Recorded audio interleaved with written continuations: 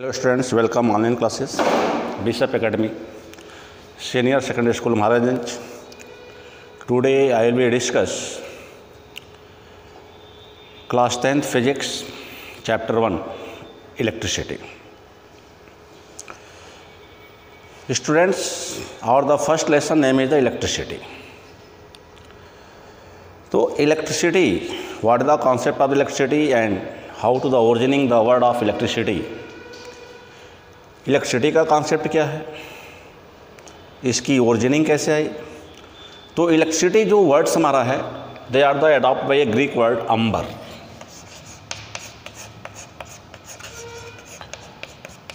Amber which general meanings is known as the electron. तो electricity का जो ओरिजिनिंग word है वो हमारा क्या है, अम्बर है। यह एक ग्रीक वर्ड लिया गया और इस ग्रीक वर्ड का जनरल हमारा मीनिंग होता है क्या, इलेक्ट्रॉन होता है। तो in this chapter we are discuss what is electricity, what is the charge, how many type of the charge, how much force of required between the two charges as the form of attraction और the repulsion, they are the calculated by the Coulomb's law, Ohm's law है, resistance है, resistivity है, combination of resistance है, फिर domestic circuits है और on this basis some others numericals हैं। तो फर्स्ट हमारा कॉन्सेप्ट आता है, इसमें दिया है कि टाइप ऑफ द चार्ज। तो टाइप ऑफ चार्ज के पहले अगर हम बात करें तो टाइप ऑफ चार्ज की बात करें तो there are the two type of the charges, positive charge and negative charge. तो टाइप ऑफ अगर हम चार्ज की बात करते हैं तो चार्ज की अगर हम टाइप बात करते हैं तो charge are the two types, they are the known as the positive charge and negative charge. तो पॉजिटिव चार्ज कहता है these are made of the substance are atomics particle as like protons and negative charge these are made of the negative substance atomics particle as like electron. तो यहाँ पे जो हमारा positive charge है इसका concept हम लोग किससे लेते हैं, प्रोटॉन से लेते हैं, और जो नेगेटिव चार्ज होता है इसका कॉन्सेप्ट हम लोग किससे लेते हैं, इलेक्ट्रॉन से लेते हैं। Student, you are familiar to proton and electron in the class 9th structure of atom में आप इसको फेमिलियर हो चुके होंगे कि substance they are the made by the three major particles, electron, proton and neutron, in which proton have a positive charge particles and electron have the negative charge particles.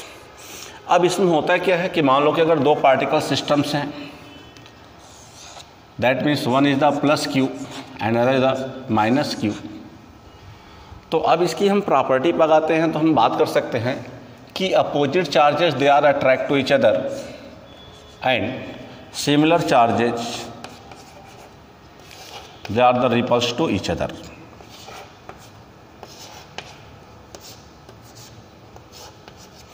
तो अगर charge के type अगर opposite nature के हैं तो एक दूसरे को अट्रैक्ट करेंगे। चार्ज नेचर अगर सिमिलर है, दोनों पॉजिटिव चार्ज पार्टिकल, तो उसमें रिपल्सन होगा। दोनों नेगेटिव चार्ज है तभी उसमें क्या होगा, रिपल्सन होगा। अब चूँकि उसमें एक फील्ड दिखाया गया है तो अब तो हो गया कि charge are the two types, they are the known as the positive and negative. Opposite nature charges they are attract to each other and similar type of the charges repulse to each other. So in this case the force be required between the two charges, they are the known as the electrostatic force. अब मान लो ये charge इस charge को अगर एक तरफ attract कर रहे हैं या ये दोनों चार्ज एक दूसरे को रिपल्स कर रहे हैं, ये भी दोनों निगेटिव हैं तो रिपल्स कर रहे हैं, तो force lies between the two charges body, they are the known as the electrostatic force and electrostatic force is calculated by the Coulomb's law. तो दो चार्ज के बीच जो लगने वाला बल होता है, जो फोर्स होता है, उसको कूलॉम्स लॉ ने कैलकुलेट किया था। अब उसमें आया था कि जो इलेक्ट्रोस्टैटिक फोर्स होता है, इलेक्ट्रोस्टैटिक फोर्स होता है, तो according to Coulomb's law force is directly proportional to product of their charges and inversely square of their distance, and that means two charges हैं plus q and their centre to centre particle distance क्या हाल है। तो यहाँ पर हमने दो opposite nature के चार्ज लिए। तो अकॉर्डिंग टू कूलॉम्स लॉ पहला कॉन्सेप्ट होता है कि electrostatic force be directly proportional to product of their charges and inversely square of their distance। अब इन दोनों को हम लोग अगर कंपाइल करते हैं तो हो जाता है Q1 into Q2 by r square, या इसको हम लोग यूज करते हैं तो लिखते हैं F equal to K into Q1 into Q2 by r square, where K is the constant and which numerical value होता है 9 into 10 power 9 newton metre square पर कूलम स्क्वायर। इसके एक कांस्टेंट है, they are the known as the permeability of the free space, जहाँ से हम लोग कहते हैं।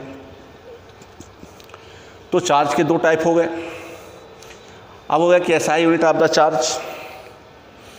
तो चार्ज का जो एसआई यूनिट होता है, तो SI unit of the charge is the coulomb. क्या होता है? कूलम होता है। तो an electron possess a negative charge of the 1.5 into 10 power. तो यहाँ पे थोड़ा स्टेटमेंट देते हैं कि SI unit of the charge is the coulomb and charge of 1 electron and 1 proton B equal to 1.6 into charge of 1 electron equal to होता है 1.6 into 10⁻⁹ coulomb. अब कूलम को हम लोग क्या सी से रिप्रेजेंट करते हैं। तो SI unit of the 1 coulomb is equivalent to the charge containing of the 6.25 into 10 power 18 electron. तो यह एक कूलम की वैल्यू है कि अगर इतने इलेक्ट्रॉन अगर एक साथ कलेक्ट होते हैं तो we are saying that the charge is collecting on the body और the substance be equal to 1 coulomb.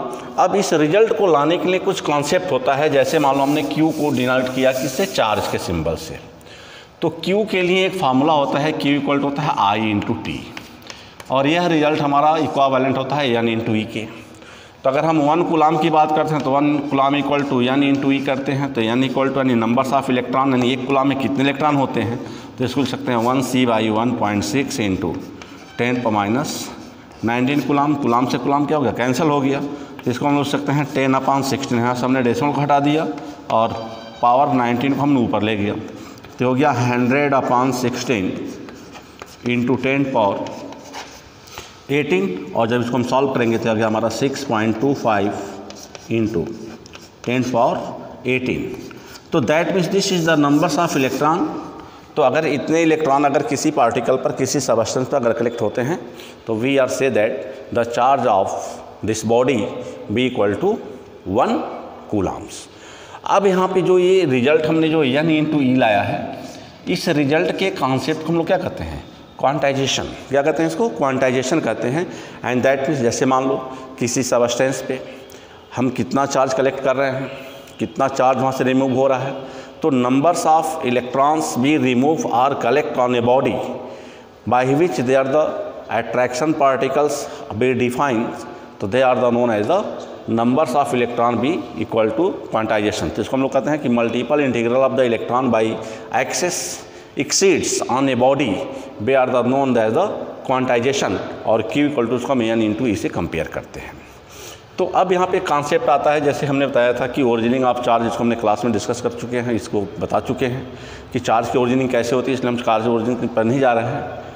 अब इसमें आता है कि ये बॉडी इन विच चार्ज भी फ्लो और नॉट फ्लो। तो बहुत सारे ऐसे बॉडीज हैं, जैसे मान लो ये चॉक है, ये डस्टर है, they are the bad conductor और insulator. Why? Because in this substance electricity is the not pass out and that means charge is not flow. तो ये बॉडी इन विच चार्ज भी not flow is the known as the insulator or bad conductor, but those substances in which charge or electricity or current we flow is known as a conductor। तो conductor में होता है कि these substances have the ये property of conduct electricity through them। तो conductor में किसे कहते हैं? तो all those substances in which electricity passes from one end to another end, and these have a free or the loosely held the electrons which help in the conducting electricity। तो अब इसमें होता है कि जैसे मान लो कि अगर हम एक रॉड लें, आई लाइक जैसे मान लो कि हमारा क्या है, एक मेटल स्टिक है, तो इस मेटल स्टिक में अगर हम वायर के कनेक्ट कर रहे हैं तो इसमें इलेक्ट्रिसिटी क्या होगा, पास होगा।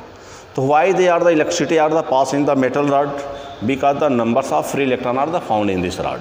क्योंकि इस रॉड में फ्री इलेक्ट्रॉन पाए जा रहे हैं, इसलिए इसमें इलेक्ट्रिसिटी और चार्ज भी flow from one into another end. But this duster wooden block in which current भी not flow because the numbers of free electron is not found in this substance, so that electricity are the not pass out from one into another। तो अगर कोई भी body जिसमें electricity अगर flow कर रहा है तो हम कह सकते हैं कि दैट मीन्स दो substance have the numbers of free electron. अब ये फ्री इलेक्ट्रॉन जितना उसमें अधिक होगा उसमें इलेक्ट्रिसिटी की पासिंग वैल्यू क्या होगा, ज़्यादा होगा। जैसे जैसे हमारे फ्री इलेक्ट्रॉन की संख्या कम होती जाएगी उसकी कंडक्टिविटी क्या होगी, कम हो जाएगी। और एक ऐसा समय आएगा जब उसमें numbers of free electron define नहीं होंगे, नहीं पाए जाएंगे, तो in this case the electricity are not pass out from one point to another point or one into another in। तो in this case this body or this substance is known as the insulator। तो ये हो गया हमारा conductor and insulator. तो ये body in which electricity are the pass out from one into another in, जैसे iron है, कॉपर है, एल्युमिनियम है, आयरन है, they are the good conductor. वहीं अगर हम दूसरी तरफ आएँ, पेपर्स हैं, ड्राई वुड्स है, प्लास्टिक है, क्वार्टेज है, थर्माकोल है, तो they are the bad conductor are insulator because in this substance electricity is not pass out. तो एक कंडक्टर और इंसुलेटर के बाद हम after this we are discuss the some more video belonging to this lesson, and we are discuss the in next video what is electricity and how to determine the current. Thank you.